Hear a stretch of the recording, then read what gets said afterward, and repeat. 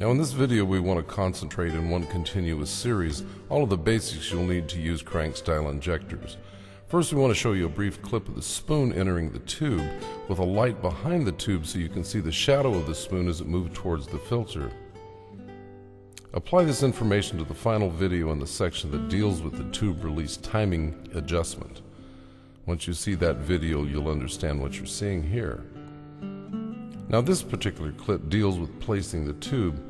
Very often with new injectors there's a Teflon coating on the outside of the fitting that the tube goes on, and sometimes tubes are manufactured a little undersized, and in those cases, and in general, just a good idea is to start the tube with the filter into the tube facing towards the back of the machine. In other words, start the tube at an angle and kind of rotate it on the nozzle if the fit is tough. Tubes vary between manufacturing runs, but you can see as we tilt it back a little bit. Now if you try to put it in straight or with the filter in towards the front of the machine, it will crimp the tube a little bit. It's easily fixed just by rubbing your fingers across it and straightening the tube out. But again, if you tilt it towards the back, just like this, and then roll it gently, rotate it gently, then bring it a little bit straight on, the tube will slip right on. Again, very important. Now this one has to do with the cutter. And if you'll notice, the cutter has built up a little bit of tobacco residue, and it's important to keep that residue off. Now we're going to use a butter knife, a metal butter knife, to scrape some of that residue and then dust it off. It's actually better to use a piece of wood like an ice cream stick that's cut perpendicular, and maybe a little alcohol as a solvent, just to lightly moisten that tobacco and scrape it off. Don't use sharp objects, especially hard and sharp objects like screwdrivers and stuff. You don't want to lacerate the cutter, but it works really well. Now this little clip shows you two things. Number one, the fact is with these kinds of injectors, they have excellent cutters so you can have more tobacco in the chamber than is desirable, and it will efficiently cut the excess tobacco away and still inject a perfect cigarette. However, there is some overhang to this cigarette, as you can see, and that overhang we're going to deal with by showing you the tapping motion. Now this is from the side.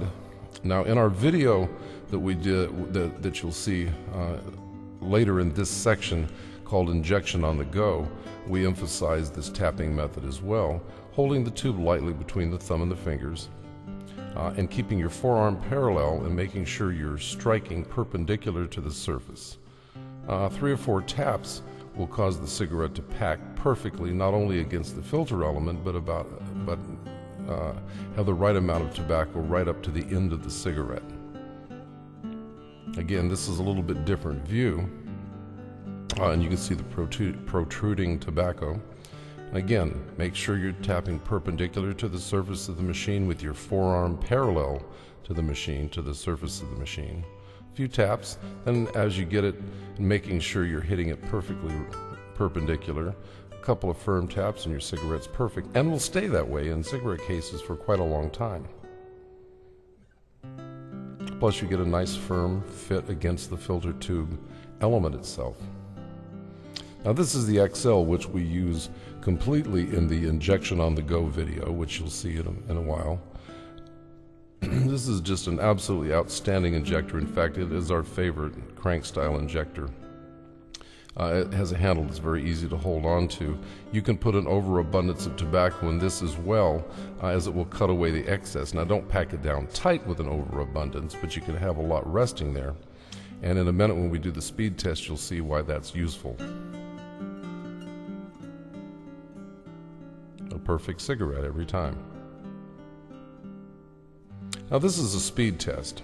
We start this test, we'll put the first tube on at 4 minutes and 40 seconds into this video, and the 5th stick will be finished at 5 minutes and 26 seconds, totaling 5 sticks in 46 seconds, which equals about 9 seconds per stick. You notice we have an overabundance of tobacco that we just slide into the chamber rather than having to reach into a container each time. This speeds the process up measurably.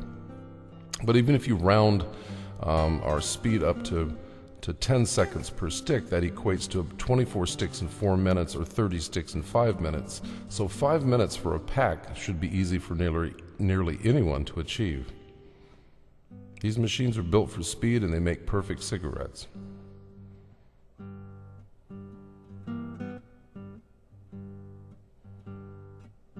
This is the Premier Supermatic.